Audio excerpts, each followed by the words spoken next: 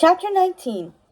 Retrieving the gold proved more difficult than they'd hoped, and the two of them wasted a good amount of time searching the forest in the dark, trying to locate the tree Marion had stashed it in. At one point, she wondered if they should just give up for the night and wait until it was light to resume their search. Marion was exhausted, sore, and wanted nothing more than to curl up into a ball and sleep for a year. But she forced herself to keep going. Her uncle would not have given up, not when his subjects were suffering. At last, she found the tree.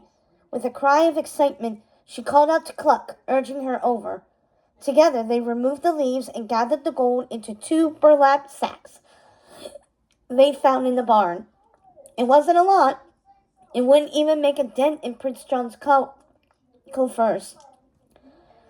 But it would mean the world to the citizens of Nottingham. Once they had secured the gold, they headed down the road, keeping to the shadows until they reached the village.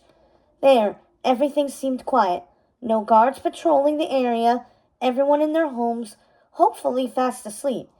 Marion caught smoke curling out of a few chimneys, but other than that, Nottingham was completely still. We should separate, Marion told Cluck, handing her one of the burlap sacks. She pulled her hood lower over her face. That way we could cover more ground. The sooner we're finished, the better. Lady Cluck nodded in agreement. I'll take the east side of town, she said. You take the west. We'll meet by the fountain when we're finished. Marion gave her a salute, indicating she was good with the plan, then headed west. She decided to start at the very edge of town and work her way inwards until she met Cluck in the middle. The first cottage was small and run down, with a few large holes gaping in its thatched roof. Marion shuddered, wondering what they did when it rained. She soon found out as she quietly slipped inside and discovered large wooden buckets positioned under the holes.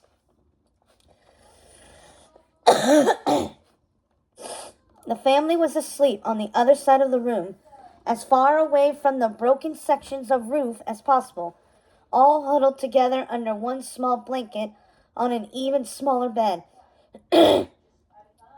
assumedly to stay as warm as they could in the drafty room. Marion shivered as a gust of wind blew through the cottage, and she hurried to deposit a few pieces of gold on the crude wooden table she found at the room's center. Then she slipped back outside, pulling the door close behind her. Once she had exited, she glanced back at the humble home and sighed. The gold would help in the short term, but it wouldn't be enough to fix a roof. She made a mental note to come back with more at the later date, if she could manage it.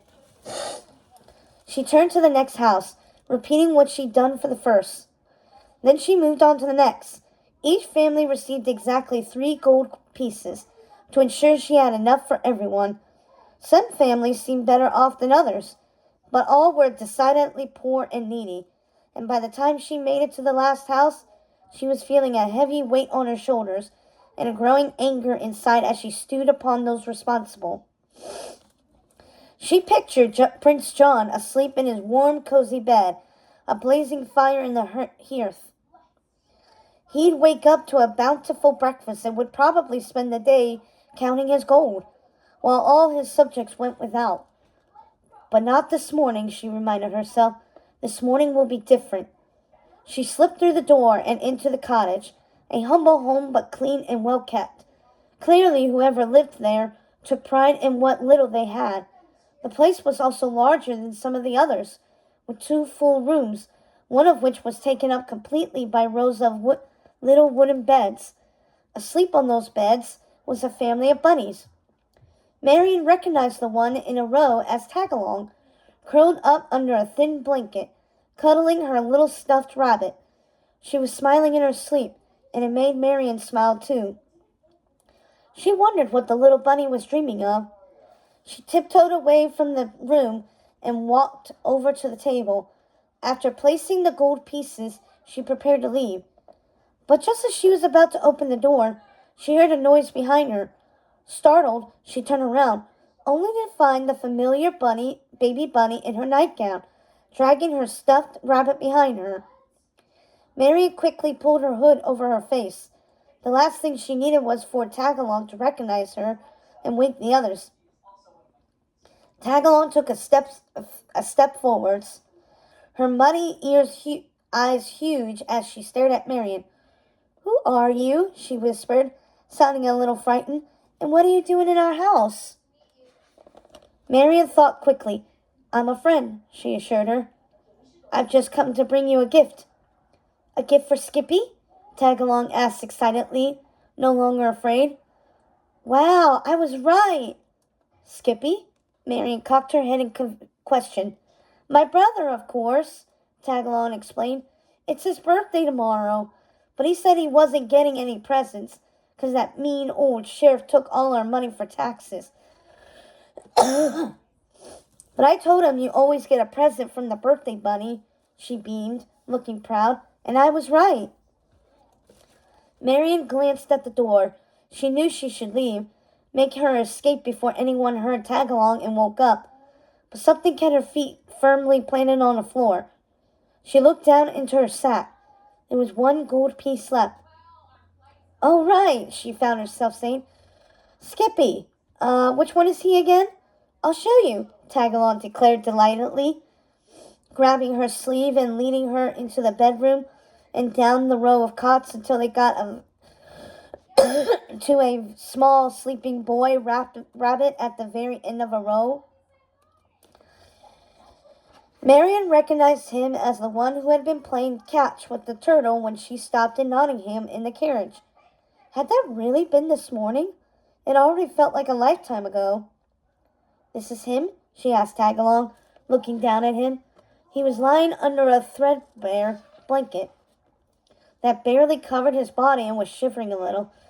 "Yep," Tagalong exclaimed, so loudly that Marion had to put a paw on the bunny's mouth, begging her to be quiet.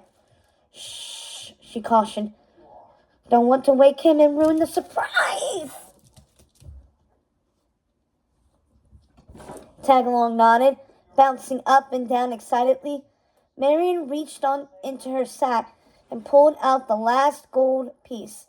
Carefully, so as not to wake him, she slipped it under his pillow. Then she smiled at Tagalong, motioning for her to follow her back to her own bed. The baby bunny obeyed, hopping up onto the straw mattress. Marion tucked her in, then leaned over, giving her a small kiss on her forehead. "Sweet dreams, little one," she murmured, "and may all those dreams come true." When she rose to her feet again, Tagalong was already asleep. She smiled down at her for a moment, then slipped out of the cottage, heading back to the town square. When she arrived, Cluck was waiting for her. Her own sack was empty. "I think that's it," Marion said. "It doesn't feel like much, having to divide it between so many. But hopefully it'll hold them over until I can get more." "Get more?" Cluck raised an eyebrow. "And how do you suppose you'll do that?" "I don't know yet," Marion said, "but I'll figure it out. For now, we better get back to the castle before someone notices our absence." "You don't have to tell me twice," Cluck replied with a yawn. "I could hibernate like a bear at this point." The two of them headed out of town, skirting the castle and walking towards the beach, where they entered through the secret tunnel door. This time, there were no strange ghost noises coming from the walls on their way through the passage, and they were able to return to Marion's bedroom with ease. When they got there, everything seemed exactly how they left it. Marion let out a breath of relief. They'd gotten away with it all. She collapsed onto her four-poster bed, exhausted beyond belief. It had been the longest day she'd had in forever, and she couldn't wait to fall asleep. At the same time, she was still quite wound up from the night's events, and for a moment she just lay there, trying to imagine the looks of the faces of the citizens of Nottingham the next morning. Then they woke up to the surprises she'd left for them. If only she could have been a fly on the wall. Cluck walked over to the bed and tucked her in. I'm proud of you, she declared, stroking Marion's forehead lovingly. Perhaps that childhood mischievous streak of yours has finally found its true purpose. She grinned wickedly, then rose to her feet and headed to her chambers, leaving Marion alone in the darkness. Marion smiled to herself, feeling very warm and content. They'd done well that night, and they would continue to do so for as long as there was need. Maybe they couldn't overthrow a kingdom single-handedly, but they could make a difference in the everyday lives of the animals of the kingdom, and that was something. In fact, it was a lot.